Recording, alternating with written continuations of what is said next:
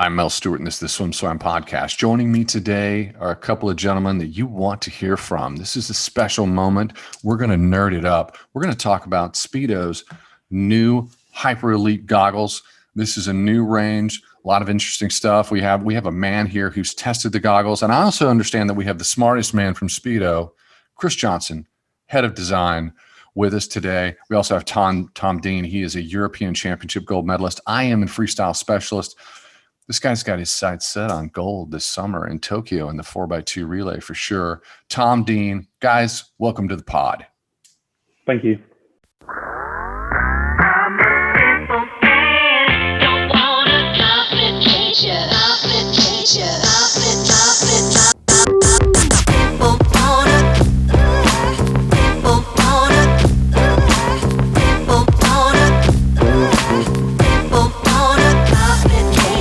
I'm just trying to unpack what we have in terms of this new goggle. I've gotten some high points. I was a Speedo athlete. Tom, I was a Speedo athlete, but it was a long time ago. It was decades ago. It was long ago. Back in my day, I'm embarrassed to say we wore this thing called the Speedo Sprint goggle. Chris, do you know what a Speedo Sprint is? Were you around for the Speedo Sprint? I don't remember it. No. This. You know what? I thought it was great tech at the time. There were some people wearing Swedish goggles, and then there were people wearing the Speedo Sprint. And but I can tell you that it's just like it feels like we moved into the space age with Speedo's design. This new design, this new goggle, the Hyper Elite, this new range is coming out. I understand it's going to be dropping March 3rd in certain regions of the world. And can you unpack this for me? What are the high points? Why do I want this goggle? Yeah, well, I mean, the Hyper Elite goggle, it's the latest evolution of the brand's revolutionary Fastskin Elite goggle. So it results in enhanced performance and comfort, whilst maintaining all the hallmarks of the goggle that changed the game when it was first launched in 2011. So we've tested on everyone from elite athletes to club swimmers, from countries such as the UK, USA, Australia, and the result is a goggle for all swimmers. So in terms of technology, we believe it leads the way. So the Hyper Elite goggle features latest hydrodynamics and performance enhancing technologies. So it's got a whole host of features and benefits. So the funny thing about goggles is, you get married to your goggles. There's like, Tom can talk about this maybe. I don't know if he has a girlfriend, but your goggle is a very special thing. You have a very special relationship with your goggle. And if you don't have your goggle and the right fit, the goggle that's just perfect, life is bad. It's so talk to me about the goggle in terms of, from my perspective, we didn't have this sort of technology. One of the first things that jumps out, and I know this has been a thing with goggle design, is the hyperscope lens shape, your ability to have peripheral vision and to maximize that peripheral vision. How long has this been a priority for the Speedo goggles, and how have you enhanced it? Yeah, so I mean that the hydroscopic lens. I was in the Aqualab team prior to London 2012, and at that time, the main goggle was the Speed Socket, and it had that elliptical flat front lens.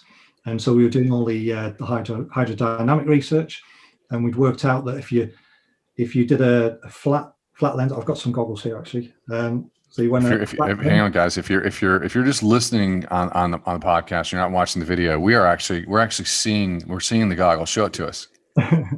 So this is an early prototype of the Hyper Elite. Oh, that's nice. Yeah, so you can see that the lens shape, originally it was like they were elliptical, but then what we did was we shaved off the corner where the corner of the ellipse would be. So by shaving it off, you've got that vertical transition.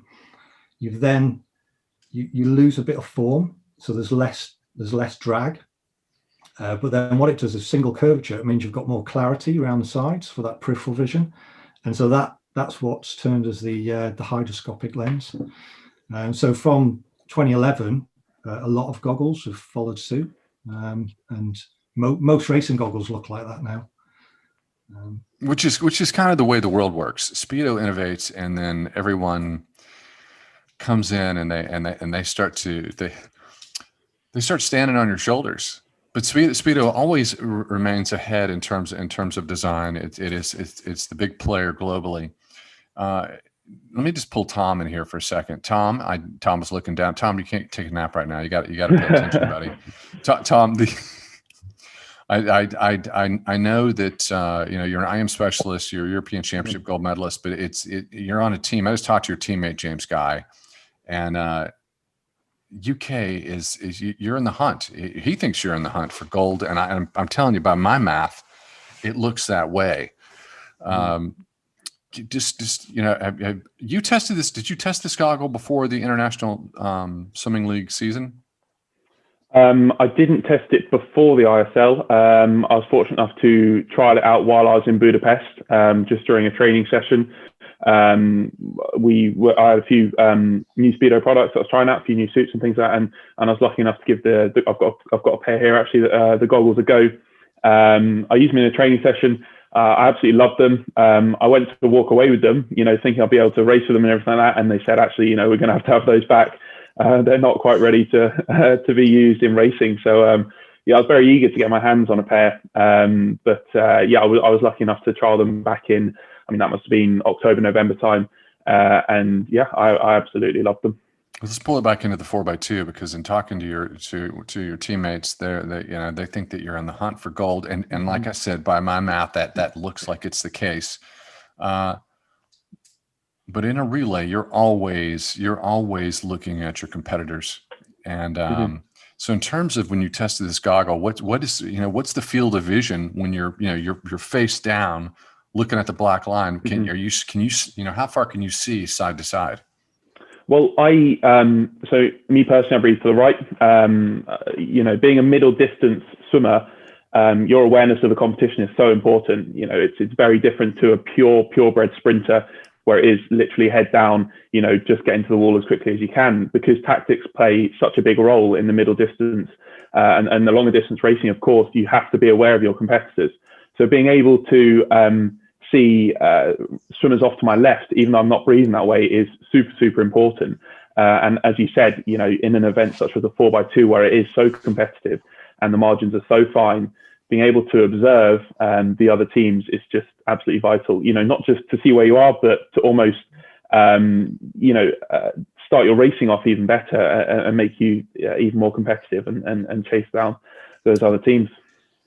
We're going to come back to Tom, and we're going to talk a little bit more about the 4x2. We're also going to talk about where he's at in training and what's going on with him, and because he's been popping some fast swims, and it's been a while since we've seen him fully rested, fully shaved.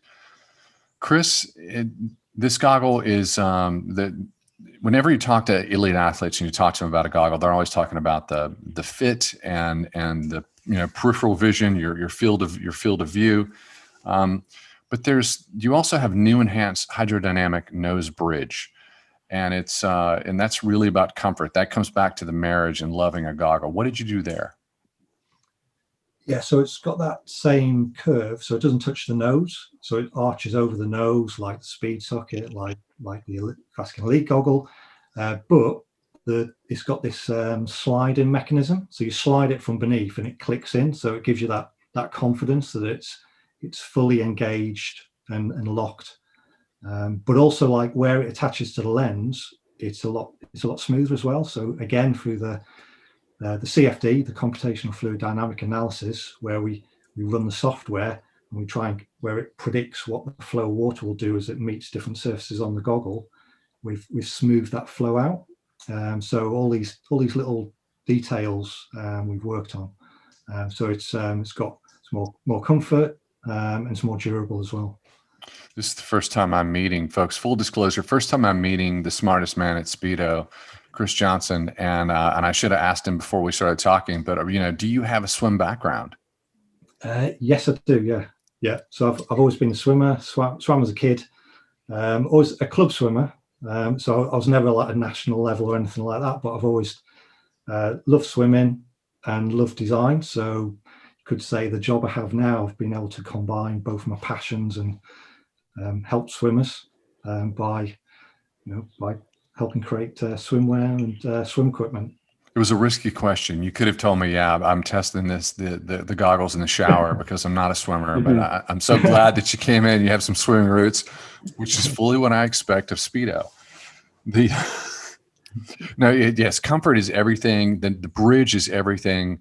It's, growing up as a kid, I remember rubbing the skin off of my nose, trying to get goggles to, because it's the entire goggle. It's from the lens to the nose bridge to the strap, and you're putting so much pressure to make your goggle fit correctly, mostly so it won't leak. But Speedo has patented IQ Fit, the one piece racing strap.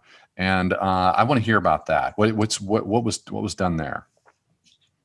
So again, like way back with the original Fastskin Elite goggle, we noticed that the behavior of swimmers, you always tighten your strap before you go to a gala and you're going to race. You tight in training, you loosen it off for comfort.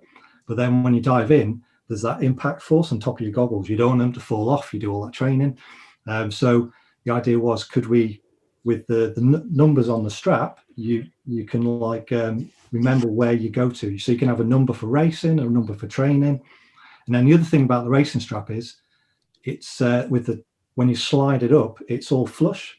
So usually with you got a tensioner at the back and you've got the two ends that flap around. So again, it's just keeping it nice and neat and flush, less drag. So even if you're wearing it over the top of your cap, it's just really smooth and flush to your head. That is interesting, because anybody who swims, you have to swim to understand this. You have a certain tension when you train, and it's different. And when you race, it's everything is tighter. So I do like that this was taken into account in the design process. Yeah. So is your lab like, when you're designing any product, when you're designing new goggles, how much are you in the water? You personally in the water? Every project, and same with the other designers and the team. You've got to feel and experience what the swimmers are going through, because then when they're giving you feedback, it could be like club swimmers, elite athletes. You can sort of understand what they're going on about. A lot of the time with elite athletes, they'll give comments that you probably you didn't feel, because they're swimming at another level, and their level of feel is far advanced from ourselves. So, Tom, did you have any comments when you tested this back? When you were in the middle of ISL? Chris mentioned, some superior, level of knowledge, but purely, just like any other club swimmer, or any level of swimmer, comfort is the most important thing for me. And when I put a pair of goggles on, if they're comfortable and they don't leak, that's 2 boxes ticked straight away that are the most important things. And then you might get into the feel, in racing and things like that, and the finer details. But if those 2 boxes are ticked, then I'm very happy with a pair of goggles. And these ones, as soon as I put them on and trial them out in Budapest, they tick those boxes straight away. Guys, if you're listening right now on the podcast, we are talking about Hyper Elite, Speedo's new range of goggles. And these are dropping March 3rd. And that's only in select regions around the world. We'll put the links in and tell you exactly what that is in the post. But I always like talking to Speedo designers, because if you think about the world that we live in, design is what makes the world fit and work for you. It's like what makes your life better? It always comes back to design. And Tom, I'm jealous because you get to benefit from all this awesome design, and I never did. We had to suffer through the ancient days of the early design, but we were thankful. Right now, I'd like to come back to our 4x2 free. So you're going to be wearing new tech leading into this. You guys have trials coming up, and then you got the Olympics coming up. And, when I talked to the SwimSwam staff, they basically said, "Ooh, you're talking to Tom. Tom is, Tom's 20 years old. This guy's dangerous."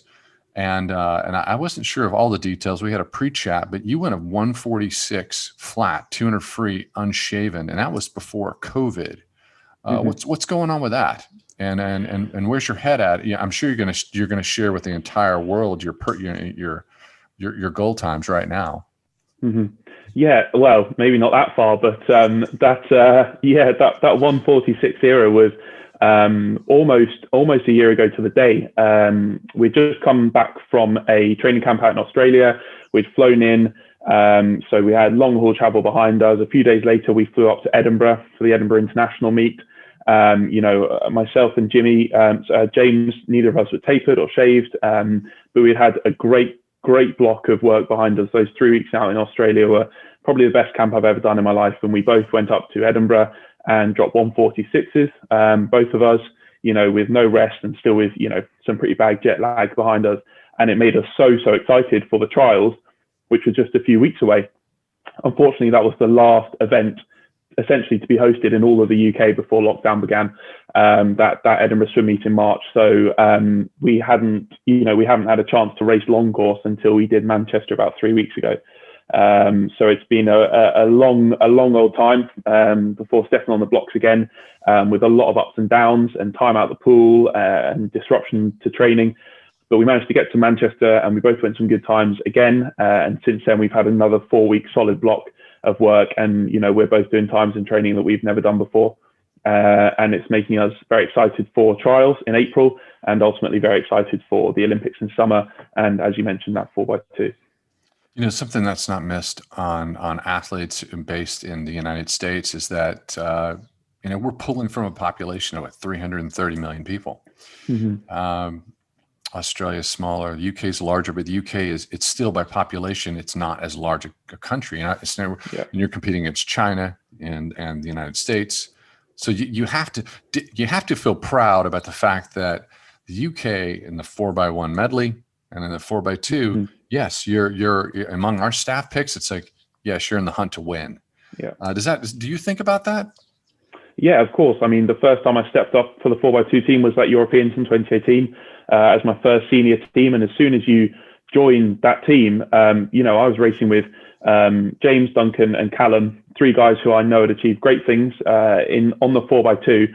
And I was joining a relay team that had a lot of history behind it. And, you feel a degree of pride when you step up and you're part of those 4 to be selected and swim that final. So being able to be picked for that team in 2018 and 2019, and obviously hoping to be picked again for 2020 is extremely exciting. And I know that we're very strong and, like you said, very dangerous when it comes to this event. And I've got a lot of confidence going forward. So you're not intimidated? You're like, I got this? Yeah, not at all. I mean, it's a team effort, and I train with James every day. I was training with him about 2 hours ago, and I know what he's doing and I know what I'm doing. So I know that half of the team are doing things that we've never done before, and it's really, really exciting. So, and I know that Callum trains in Bath as well, and I know all the other people that have got chances to make on that to make that 4x2 team, and obviously Duncan doing amazing things up in Scotland. So I think that we've got nothing to worry about. I'm very excited. Chris, when you see, you've got to be proud as a man with swimming roots. You have to be proud of the UK and their dominance on a global basis, and you have to be excited to see products you've designed on these athletes. What is that feeling like? I mean, it's amazing just to work at Speedo and be part of that family, and I mean, it's a team effort. So everything. It's like there's design teams, there's product teams, R&D teams, marketing teams. It's the whole thing. So yeah. So here's a real sensitive question. I shouldn't ask it, but I'm going to. So you're the smartest man at Speedo. You're the head of design. Do you get to go to the Olympic Games? I went to London. Yeah, I got to London, which was amazing. So I went with 2 occasions. So I went with Speedo, and then I went back. I got tickets and I sat with my dad. So it was a fantastic memory to see the products that he'd worked on with the team being worn by swimmers. It was amazing. Yeah. I have to ask the question. It sounds like an unusual question, but it's when we send our teams to international meets, I always want to go, and I'm like, I don't know that my work is done now, and now we're going to let the people who actually have to manage things during the event, they'll go. But you feel like when you're an architect of your company, or you're the head of design, it's like, you want it. Sometimes you want to be there first person to see it. But so I'm probably in the same situation as you. It's like my work is done, but I still would like to be there. I love that you went with your dad in 2012. That's a great story. Yeah, he loved it. Yeah. I was never going to be an Olympic swimmer, but at least you get to see something that I'd worked on. So no, I love that. Well, just so you know, there's certain things that we talked to Blankensop. We brought him on. We had a conversation with him, and when he was on, he was the smartest man at Speedo. So I think there's going to be a debate behind the scenes. he still is. But there, in terms of design, there's some fun things that are going to be coming out as we're moving into the run up for the Olympic Games, and I have a feeling that we might have you both back to have some conversations about that. But I've got to bring it back to the UK, and I've got to bring it back to the 4x2 relay, just because we're talking to Dean. Dean, you're going to be wearing the Hyper Elite goggle. And so it's in terms of like this could come down to hundredths of a second. Do you feel like you're armored up when you're heading into competition and you're in this tech? I feel like undoubtedly, whenever I walk out for a race and I've got Speedo on, I feel as confident as you can feel. I think the most important thing with goggles, a really great goggle, you shouldn't have to worry about, because it's going to do its job. It's not an extra concern. It's not something you have to worry about in terms of comfort, or whether it's going to leak or whether it won't fit correctly. It should just not even cross your mind on race day. So the hours that are put in with the design team and fitting to people's different face shapes allows you to focus on race day that little bit more on the actual job in hand, because it's one less worry that you need to concern yourself with. So yeah, walking out with Speedo gear, I know I'm in the best position I can be in. Why don't you play Speedo Analyst for me for 60 seconds or less or longer? It's up to you, buddy. And tell me, you know what you guys have to do in the 4x2. Yeah. But what are you looking out for? Who are you watching, and what's your concern? Who's the outlier on the other nations where you're like, we got to watch these. We got to watch these guys, and we got to watch this athlete. I think that if you just look at 2019 Worlds, I mean, that 4x2 was so close. It was so tight. You mentioned hundredths of a second, and it truly was hundredths of a second. We placed fifth, and we were less than 0.2 from a silver medal, and really, really close to that gold. It was genuinely fingertips. So I don't think I could single out a single team of those five to say they're the extremely dangerous ones. They're the ones we need to look out. Obviously, the USA, like you mentioned, have got that depth in terms of athletes that they can choose from, and notorious for stepping up during the Olympic year. The Australians have got a real freestyle powerhouse out there, and I think they're going to be ones to keep our eyes on. But like I said, I've got the utmost confidence in the four guys that are going to be stepping up for GB in Tokyo in the summer, and I would be very excited to be part of that team and do my bit. We're always in the United States. We're always thinking about another Speedo athlete, Caleb Dressel, and what's he going to do at the Olympics this summer in terms of the relay. Like what is really going to be his role in the 4x2? So I'm always thinking about him.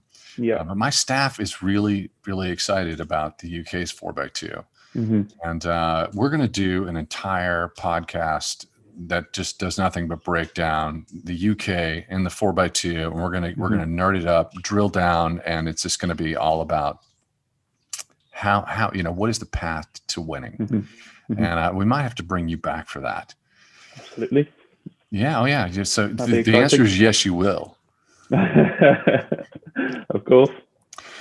Chris, I should have asked you this at the top of the podcast, but I do have to ask you. It's just a funny question. This is the kind of territory we get into toward the end of our conversations. But let's be honest. Some people have funky shaped heads.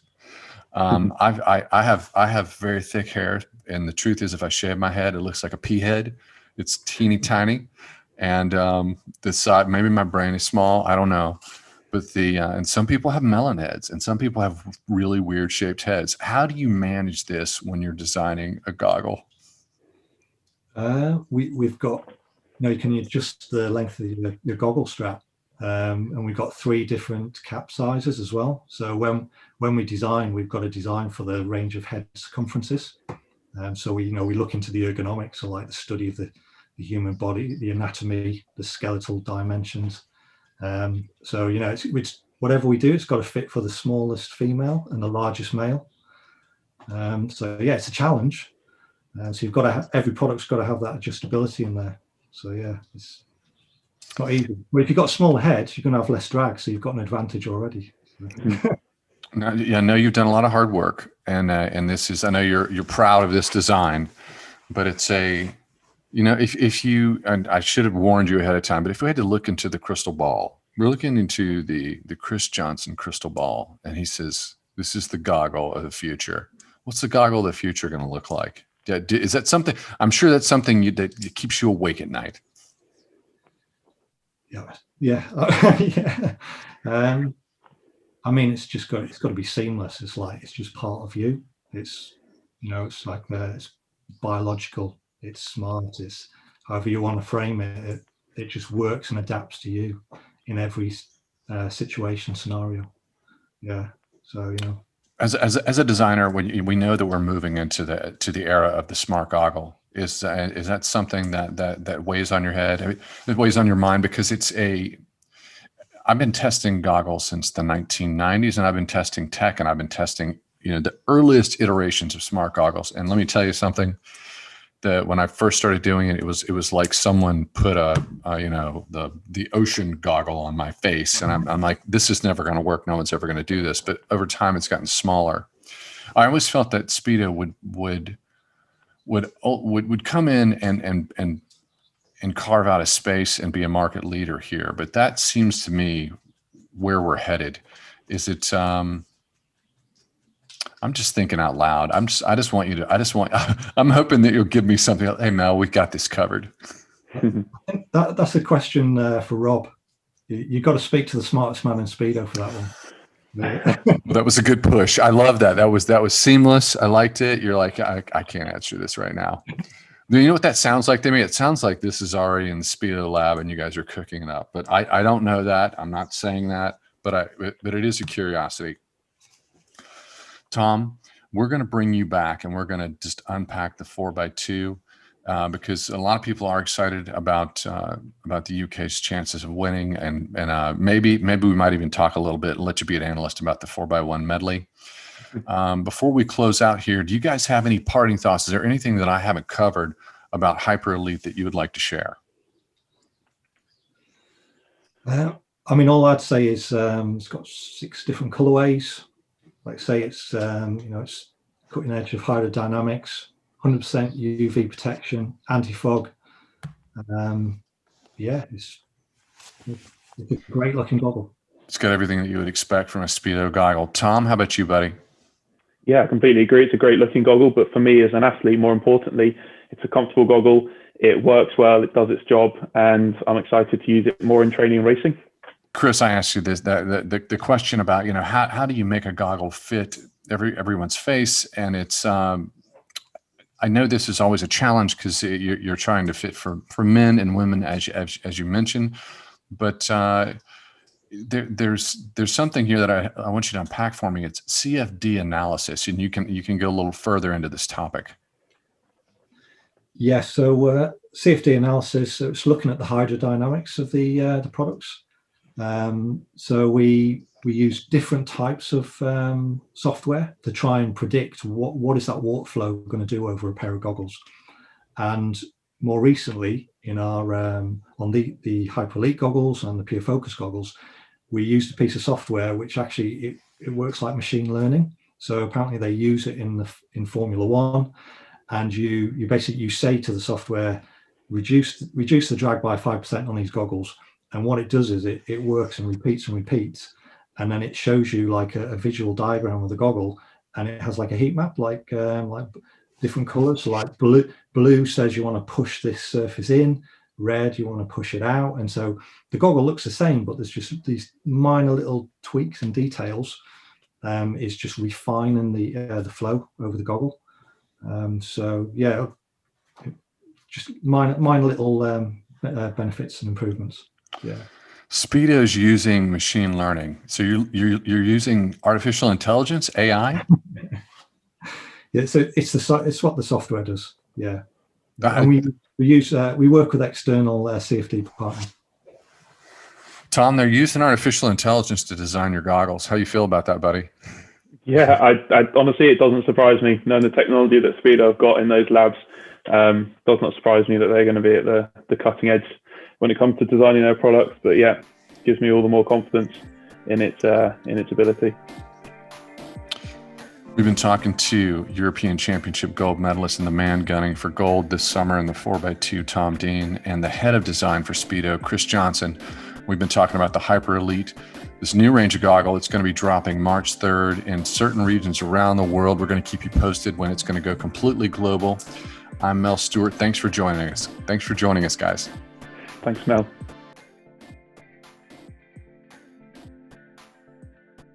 You've been listening to the SwimSwam podcast. Stay tuned for new episodes every week.